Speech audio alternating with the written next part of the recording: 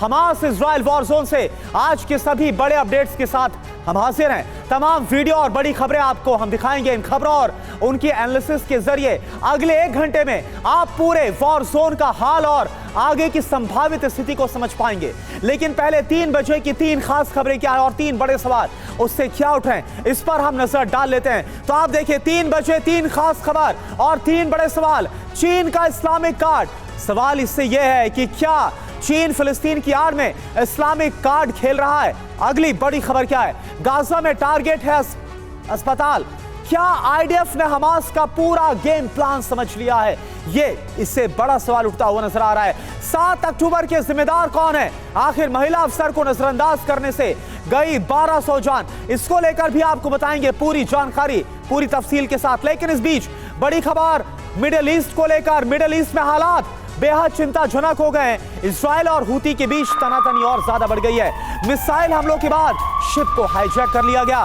Israel की लगातार चुनौतियां इससे बढ़ती हुई नजर आ रही हैं। तो लाल सागर से जिस तरह से ब्रिटिश शिप को हाईजैक किया गया, अपहरण किया गया, 25 क्रू मेंबर इस पर सवार थे। इसके बाद इजराइल और हूती विद्रोहियों के बीच, क्योंकि हूती विद्रोहियों ने इस अपहरण को अंजाम दिया और फिर इसे कहां पर ले गए, इसे लेकर गए हैं यमन और वहां पर इस शिप को रखा गया है। अब इजराइल के साथ जो हूती विद्रोहियों की तनातनी है वो इस घटना के बाद और ज्यादा बढ़ती हुई नजर आ रही है।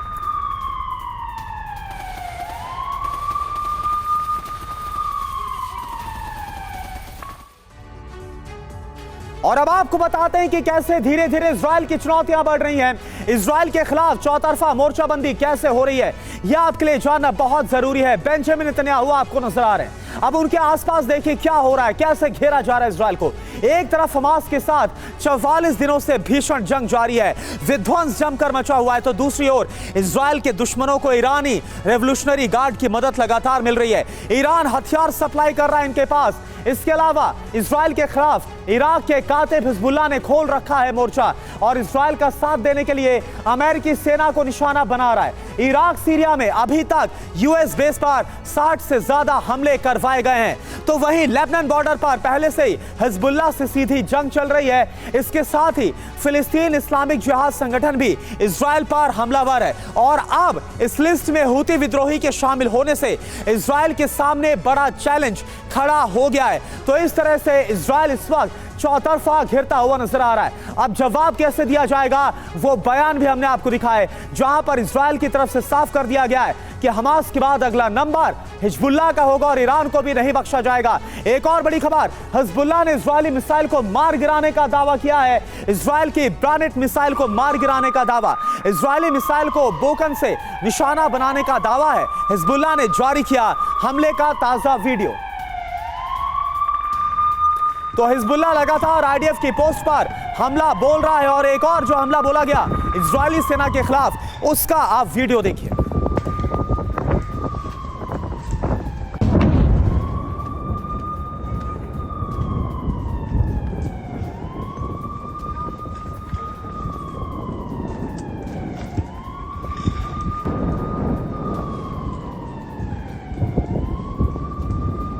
तो ये 2 तस्वीरें इस वक्त हम आपको दिखा रहे हैं हिजबुल्लाह के आईडीएफ के खिलाफ हमले की, और आईडीएफ भी लगातार लेबनान में हिजबुल्लाह के ठिकानों को ध्वस्त करता हुआ नजर आ रहा है। इधर एक और बड़ी खबर, इजराइल पर हमले को नाकाम किया गया है।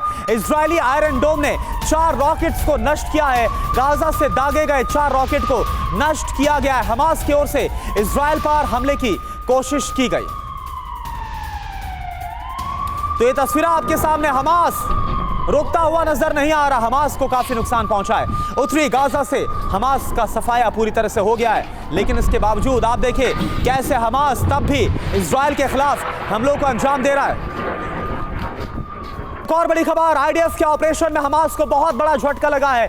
3 कंपनी कमांडर हमास के मारे गए, जिनको मौत के घाट उतारा आईडीएफ ने।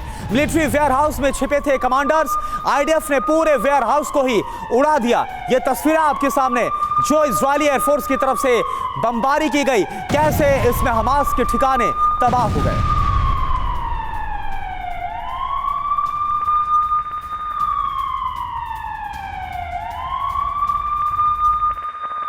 और वहीं चीन को लेकर बड़ी खबर है। फिलिस्तीन पर चीन में बहुत बड़ी बैठक हो रही है। इस्लामी देशों के साथ चीन की बैठक है।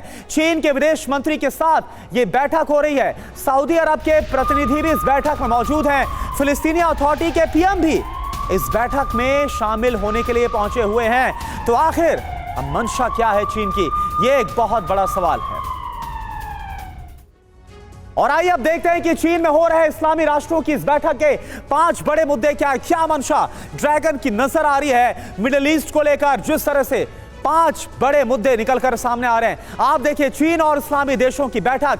5 पॉइंट का एजेंडा क्या है। पहला, संवाद का रास्ता खोलना, यह इसमें एजेंडा निकलकर आ रहा है। संघर्ष को कम करना, यह बात भी सामने आ रही है। युद्ध भड़कने से रोकना, यह तीसरी बड़ी बात और मुद्दा। नागरिकों को बचाना और इसके अलावा 5वीं बड़ी बात, फिलिस्तीन मुद्दे को सुलझाना। हालांकि ये तमाम बातें जो दुनिया के सामने रखी जा रही है, इस पर पूरी दुनिया को भी चीन की मंशा पर तमाम सवाल, तमाम जो गहरे सवाल हैं वो उठते हुए नजर आ रहे हैं, क्योंकि ये वही चीन है जो शांति की बात तो कर रहा है, जो इन मुद्दों पर डिस्कशन की बात तो कर रहा है, लेकिन यही ड्रैगन लगातार ईरान को भी सपोर्ट करता हुआ नजर आ रहा है। और आइए अब देखते हैं कि चीन के साथ बैठक में जो देश शामिल हो रहे हैं वो कौन कौन से, और इस वक्त ये देश क्यों बहुत ज्यादा अहम हो जाते हैं जब इजराइल और हमास के बीच युद्ध काफी ज्यादा भीषण हो गया है। अब आपको दिखाते हैं पूरी जानकारी।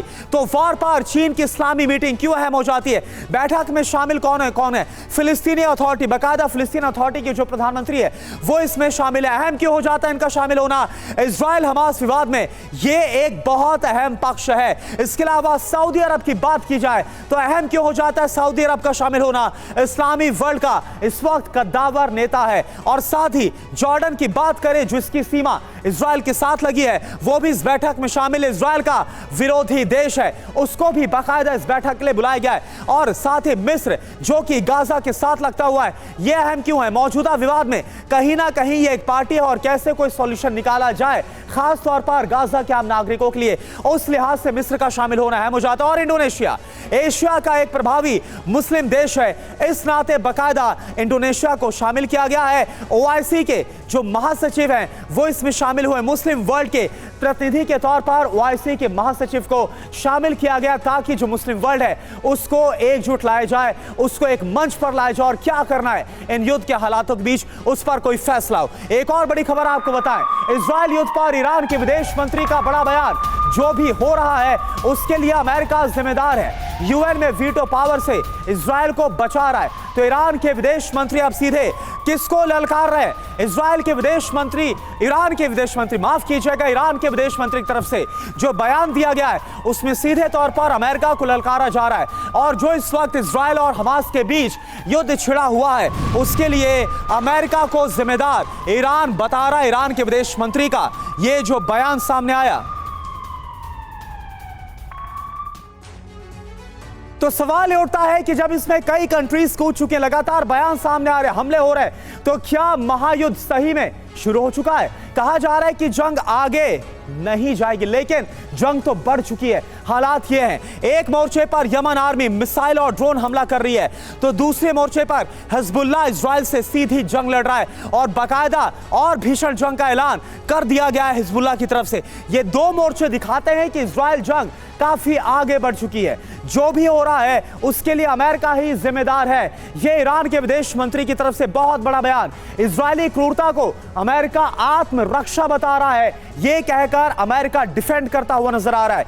यूएन में अमेरिका इजराइल को वीटो पावर से बचा रहा है, यह भी कहा गया। इस बात का आरोप लगाया गया ईरान की तरफ से। आमिर अब्दुल्लाहियन जो विदेश मंत्री ईरान के, उनकी तरफ से यह बयान सामने आया है। यानी कि आप समझिए कि कैसे ईरान कोई भी मौका नहीं छोड़ रहा कि अमेरिका को कटघरे में ना खड़ा किया जाए, अंतर्राष्ट्रीय स्तर पर उसको बदनाम ना किया जाए। और यही वजह है कि लगातार अमेरिका की नाराजगी भी ईरान के खिलाफ देखने को मिल रही है। तो इजराइल को हराने के लिए ईरान के राष्ट्रपति इब्राहिम रईसी ने ऐसा फतह प्लान तैयार किया है जो पूरे अरब मुल्क में एटमी कोहराम मचा सकता है। आईडीएफ ने दावा किया है कि ईरान ने सीक्रेट तरीके से हिजबुल्लाह और हुती को 500 किलोमीटर तक मार करने वाली अपनी फतह मिसाइल दे दी है। इसका एक ही मतलब है, हिजबुल्लाह और हुती एक साथ इजराइल पर फतह मिसाइल से हमला करने वाले हैं। हिजबुल्लाह और हुती ने भी बाकायदा वीडियो जारी करके इस बात का ऐलान कर दिया। रिपोर्ट आप देखिए।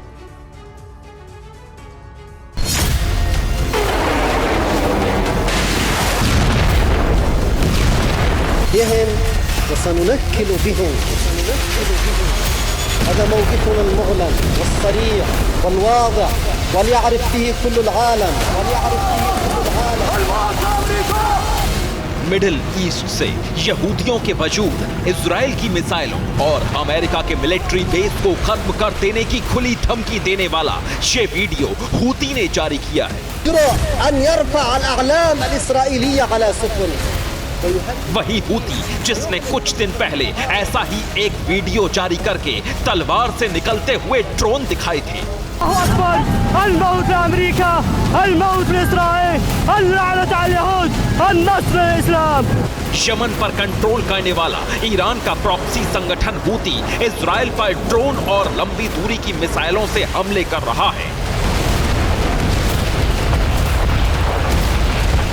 उधर लेबनान की सीमा से ईरान का प्रॉक्सी नंबर 2 हिजबुल्लाह भी बार बार इजराइल को मिसाइलों से तबाह कर देने की धमकी दे रहा है।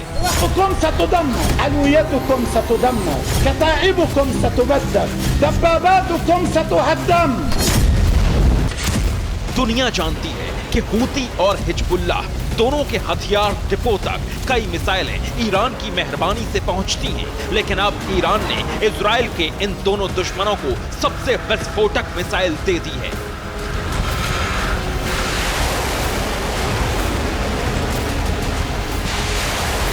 ईरान, इजराइल और हमास के बीच छिड़े इस युद्ध में खुद शामिल नहीं है, लेकिन इजराइल को हराने के लिए ईरान के सुप्रीम लीडर खामेनेई ने फतेह प्लान बनाया है।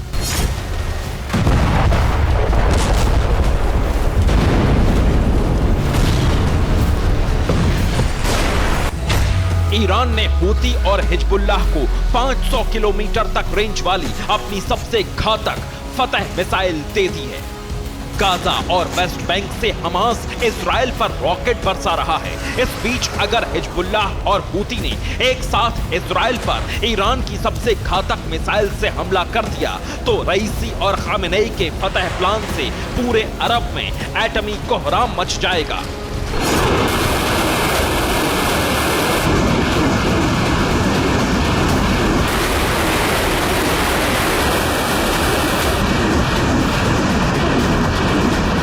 हिजबुल्लाह और हूती की ओर से बार बार वीडियो जारी करके इजराइल को बर्बाद कर देने का ऐलान हो रहा है।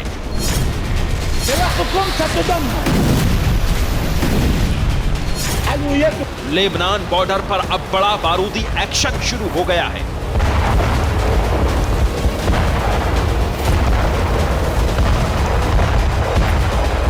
हिजबुल्लाह ने लेबनान की सीमा से इजराइल की तरफ एक के बाद एक ईरान मेड आराश रॉकेट दाग दिए। हिजबुल्लाह ने दावा किया कि सबसे नए हमले में इजराइल को काफी नुकसान हुआ है।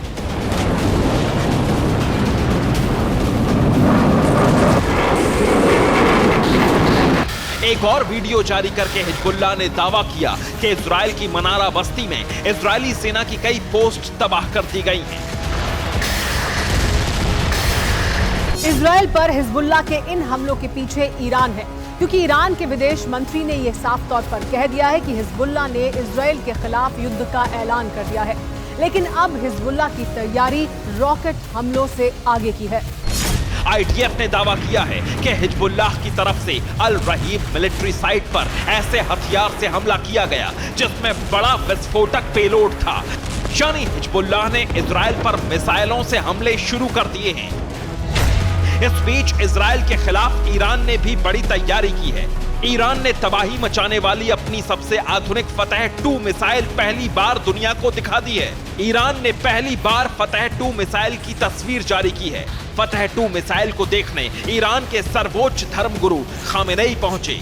ईरान ने हिजबुल्लाह और हूती को फतेह मिसाइल का 500 किलोमीटर तक रेंज में मार करने वाला वर्जन दिया है। लेकिन ईरान ने जिस फतेह 2 मिसाइल की तस्वीर जारी की है वो आवाज की रफ्तार से 15 गुना तेजी से मार कर सकने वाली हाइपरसोनिक मिसाइल है। फतेह हाइपरसोनिक मिसाइल की रेंज 1400 किलोमीटर तक है। ईरान का दावा है कि इस हाइपरसोनिक मिसाइल की काट इजराइल और अमेरिका के पास भी नहीं है और ये अमेरिका के किसी भी एंटी मिसाइल सिस्टम को भेदने में सक्षम है। ईरान ने इसी साल जून में फतेह हाइपरसोनिक मिसाइल बनाने का दावा किया था। ईरान की मिसाइल ताकत दुनिया की महाशक्ति माने जाने वाले अमेरिका के लिए भी चुनौती बन गई है। अगर ईरान की ये मिसाइलें हूती और हिजबुल्लाह तक ऐसे ही पहुंचती रहीं तो अरब में एटमी संग्राम छिड़ने से कोई नहीं रोक पाएगा। Bureau report, TV9 Bharatvarsh.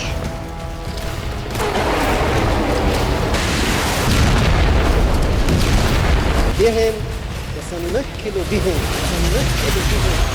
هذا موقفنا المعلن والصريح والواضح وليعرف به كل العالم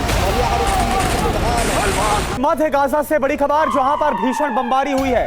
रिहायशी इलाकों में बमबारी हुई है। इजरायली हमले में 17 नागरिकों की मौत की खबर है। इजरायली हमले में कई घर भी तबाह हो गए हैं। तस्वीरें हम आपको दिखा रहे हैं। रेस्क्यू में जुटी नजर आई है कई एजेंसियां। तो मध्य गाजा की तस्वीर है, क्योंकि उत्तरी गाजा के बाद मध्य गाजा और साथ साथ दक्षिणी गाजा की तरफ अब इजरायली बमबारी शिफ्ट होती हुई नजर आ रही।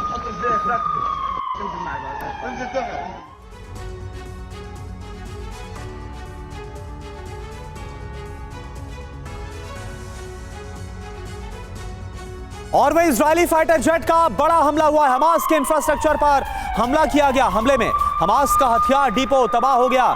हमास ने कई सैन्य व्हीकल भी उड़ाए हैं। तो ये तस्वीरें आपके सामने, हमास का इंफ्रास्ट्रक्चर उड़ाया जा रहा है, उसको खत्म किया जा रहा है। ये तस्वीरें आपके सामने इजरायली एयरफोर्स की तरफ से इस स्ट्राइक को अंजाम दिया गया और जो हमास के ठिकाने हैं, उनका इंफ्रास्ट्रक्चर है, उसको तबाह कर दिया गया। उसी हमले की तस्वीरें, हथियार डिपो था बाकायदा, जो यहां पर हथियार इकट्ठा करके रखे गए थे हमास की तरफ से, उसको तबाह कर दिया गया।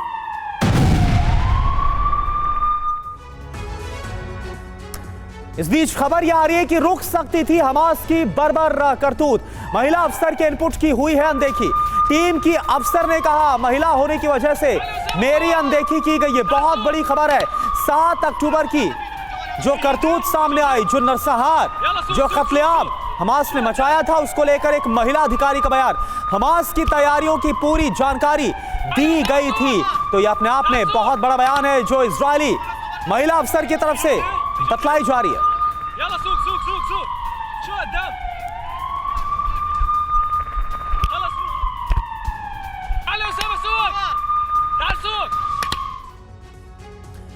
और आइए अब देखते हैं कि कैसे इजरायली महिला सर्विलांस टीम ने जानकारी दी और कैसे उसे बड़े अधिकारी ने नजरअंदाज किया है। यह जानकारी क्यों है, क्योंकि आपको याद होगा 7 अक्टूबर को जब हमास ने हमला किया तो 1200 से 1400 इजरायली नागरिक इसे मारे गए थे। भेदभाव ने कराया है क्या नरसंहार? यह बड़ा सवाल, क्योंकि महिला अफसर का यही दावा है।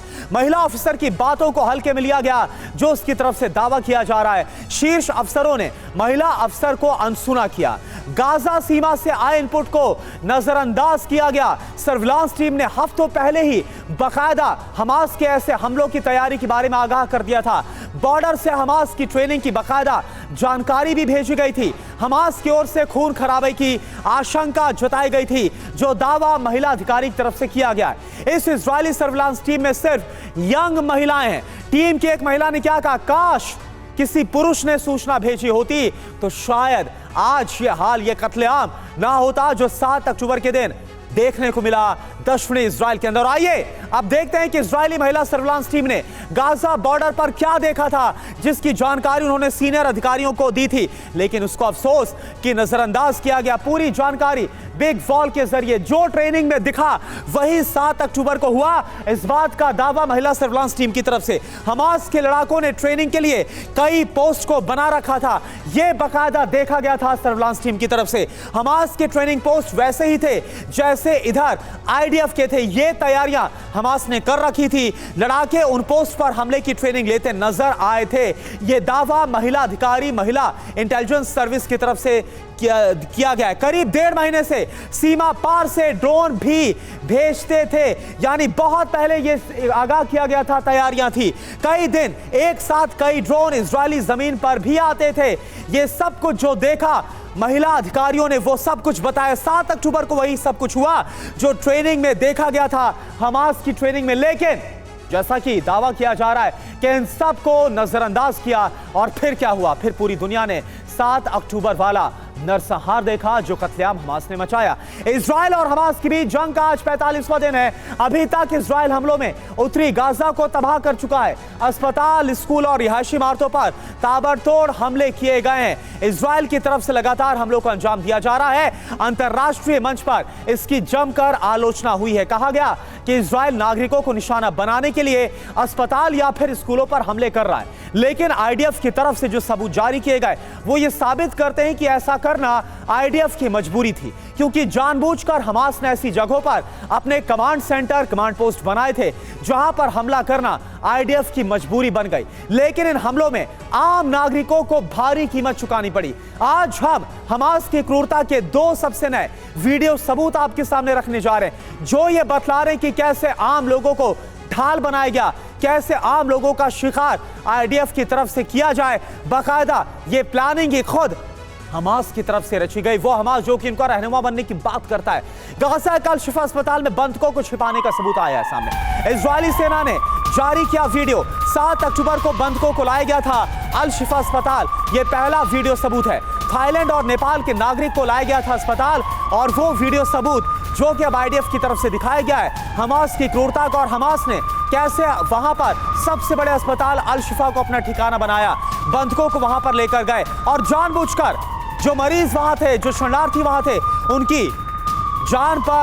उनकी जान को खतरे में डाला। वो ये तस्वीरें दिखा रही है। देखिए कैसे जो हमास के लड़ाके, एक बंधक जो घायल है, जो स्ट्रेचर पर है, खून से लथपथ है, उसके पेट से भी खून निकल रहा है, उसे ले जाया गया। और एक ये देखिए, एक और बंधक, तारीख क्या है 7 अक्टूबर की, इसे धक्का ले जाते हुए, इसकी शर्ट नहीं है और इसको धक्का ले जाते हुए हमास के लड़ाके अस्पताल के अंदर ले जा रहे हैं। तो इजराइल हर रोज हमास की करतूतों का सबूत दुनिया के सामने रखता रहा है। कल भी उसने एक वीडियो जारी किया जिसमें 7 अक्टूबर के हमले के बाद 2 बंधकों को अस्पताल में ले जाते हुए दिखाया गया। आपको दिखाते हैं कि वीडियो में क्या नजर आया, क्या कुछ खुलासे हुए। 2 बंधकों को गाजा के अल शिफा अस्पताल में ले जाते हुए दिखाया जा रहा है। बंधकों में एक नेपाली और दूसरा थाईलैंड का नागरिक बताया गया है। हमास गोलीबारी में दोनों बंधक घायल हो गए, इस बात का दावा किया गया है। इजरायली फोर्स को अल शिफा अस्पताल में मिला है ये वीडियो। घायल हुए एक बंधक को हमास के लोगों ने पकड़ा हुआ है। दूसरा बंधक बिना शर्ट के स्ट्रेचर पर लेटा हुआ है, उसको ले जाया जा रहा है। दूसरे बंधक की हालत काफी गंभीर नजर आ रही है, उसके पेट से भी खून बह रहा है। इजरायली फोर्स ने कहा कि दोनों बंधकों का अभी तक कोई पता नहीं चल पाया है। इस वीडियो को देखकर आप समझ सकते हैं कि कैसे हमास अस्पताल को अपना ठिकाना बनाता और फिर बेगुनाह फिलिस्तीनियों को बलि का बकरा बनाकर उनकी जान से खेल रहा है। वो ये वीडियो सबूत साफ तौर पर पूरी दुनिया के सामने जब रखे गए तो समझ में आ रहा है कि हमास की आखिर असली मंशा क्या है। उसे कोई ख्याल आम फिलिस्तीनियों का, आम गाजा के लोगों का नहीं है। तो आपने हमास की क्रूरता का पहला सबूत अभी देखा। आपने देखा कैसे अस्पताल के भीतर हमास के ठिकाने। अब आपको दूसरा सबूत हम दिखाते हैं। यह सबूत आपको हैरान कर देगा, इंटरनेशनल एजेंडा चलाने वालों को परेशान कर देगा, क्योंकि यह दूसरा वीडियो बतलाएगा कि कैसे हमास ने पूरे गाजा को मौत की सेज पर सजाने का, सुलाने का प्लान तैयार कर दिया है। सालों साल इस प्लान पर काम कैसे किया गया यह आप देखें। और इससे जुड़ी पहली बड़ी खबर क्या है, हमास ठिकाने को लेकर आईडीएफ का बहुत बड़ा दावा। अल शिफा अस्पताल में सुरंग मिली, अस्पताल में मिली हमास की सुरंग। वीडियो के साथ आईडीएफ ने बकायदा सबूत भी जारी किए, क्योंकि सवाल ये उठाया गया था कि हमास का ठिकाना जो आईडीएफ दावा कर रहा था, हमास की सुरंगों का जो आईडीएफ दावा कर रहा था, आखिर वो सुरंगें कहां है। तो ये देखें लाल स्क्वायर में, रेड स्क्वायर में आपको जो नजर आ रहा है, ये वही सुरंग है, ये वही उसका मुहाना है जो कि इस वक्त हम आपको दिखा रहे हैं। एंट्री पॉइंट है ये सुरंग का, जिसको बमबारी करके तबाह कर दिया गया इजरायली सेना की तरफ से, आईडीएफ की तरफ से। और ये सबूत उन लोगों के सामने रखा गया है जो लगातार आईडीएफ की कार्रवाई जो अल शिफा में हुई है इसका विरोध कर रहे थे, इसकी आलोचना, इसकी भत्सना कर रहे थे। लेकिन अब ये देखिए आप बेहद करीब से, ये सुरंग है जिसका ये एंट्री पॉइंट है जो दावा किया जा रहा है आईडीएफ की तरफ से। और इसके नीचे ही हमास ने अपना ठिकाना बना रखा था, हथियारों को इकट्ठा कर रखा था। और अस्पताल देखिए, वो अस्पताल जो कि लोगों की जान बचाने की कोशिश कर रहा था, जहां पर घायल पहुंचाए जा रहे थे, उसके नीचे कैसे बारूदी साजिश हमास ने तैयार कर रखी थी। और अब आपको बताते हैं कि कैसे आईडीएफ अल शिफा अस्पताल में घुसी, कैसे ऑपरेशन को अंजाम दिया गया। सबसे पहले आईडीएफ ने अस्पताल परिसर की दीवार को तोड़ा और इसके बाद हमास का बम जाल भेदा गया। इसके बाद क्या हुआ? इसके बाद अस्पताल के भीतर कतर फैसिलिटी तक पहुंचे और यहां तक के ऑपरेशन में ड्रोन और स्पेशल फोर्स की मदद ली गई। ढका हुआ एक संदिग्ध ढांचा नजर आया जिसे D9 बुलडोजर की मदद से तोड़ा गया। इस एक्शन के बाद सुरंग में एंट्री का रास्ता नजर आने लगा। यह पता चला कि सुरंग 55 मीटर लंबी और 10 मीटर गहरी है। इस टनल के भीतर क्या कुछ है, इसकी जांच के लिए अलग अलग तकनीक की मदद ली गई। जांच में यह पता चला कि अंदर एक लंबी स्पाइरल सीढ़ी है। सुरंग में घुसने पर बड़ा दरवाजा नजर आया। अब यह जांच हो रही है कि सुरंग आखिर कहां तक फैली हुई है। तो यह सब कुछ इजरायली सेना को हाथ लगा है।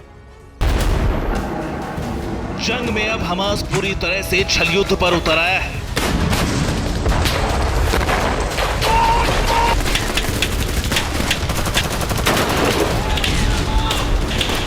सबूत हैं हमास के हमलों की तस्वीरें।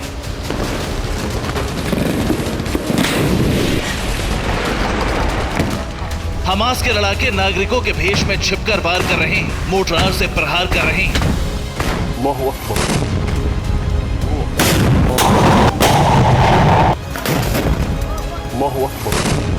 वीडियो में साफ दिख रहा है कि हमास के लड़ाकों ने अब आम नागरिकों के भेष में हमला शुरू कर दिया है। तस्वीरों में दिख रहा है कि हमास के लड़ाके आम लोगों के कपड़ों में और छिपकर मोर्टार दाग रहे हैं। जब इजराइल लगातार बम बरसाकर हमास के लड़ाकों का घातक संहार करता है तो हमास द्वारा संचालित गाजा का स्वास्थ्य मंत्रालय इन्हें नागरिक पीड़ितों के रूप में गिनने लगता है। लेकिन जो नए वीडियो आए हैं और जो दावे किए जा रहे हैं उनसे साबित होता है कि हमास ने हमलों के लिए अपना चोला बदल लिया है और आम लोगों का चोला ओढ़कर वो हमले कर रहा है।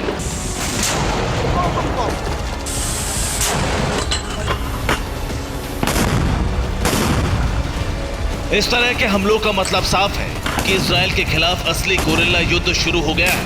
आपको एक और वीडियो दिखाते हैं जिसमें हमास के अल-कस्साम ब्रिगेड गोरिल्ला वॉर के अंदाज में इजरायली बेस पर ड्रोन अटैक कर रही है।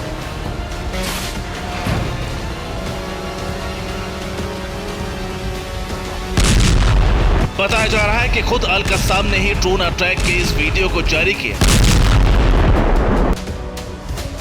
हमास का एक और नया वीडियो सामने आया है जिसमें उसके लड़ाके बद्र 3 रॉकेट दागकर हमले कर रहे हैं। आपको बता दें कि बद्र 3 रॉकेट को ईरान ने डिजाइन किया है। पहली बार साल 1919 में फिलिस्तीन इस्लामिक जिहाद यानी PIJ ने इसका प्रदर्शन किया था। बद्र 3 रॉकेट 300 से 400 किलोग्राम तक के वजन के हथियार को ले जा सकता है। यह हमास के अधिकांश रॉकेट से कहीं अधिक भारी है।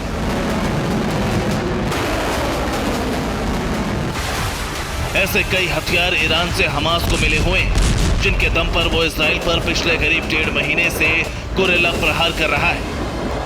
पिछले 24 घंटों में इजराइल के निरिम और अश्केलोन पर गाजा पट्टी से हमास ने ताबड़तोड़ रॉकेट दागे।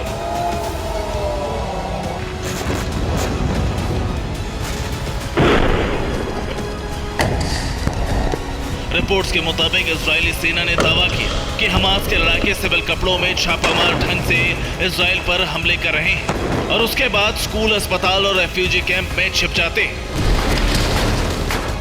हाल के दिनों में इजराइल की सेना इसके कई सबूत भी जारी कर चुकी है। इजरायली सेना ने हाल ही में एक वीडियो रिपोर्ट जारी किया था जिसमें दावा किया था कि हमास ने अस्पताल के नीचे सुरंगों में अपना ठिकाना बना रखा है।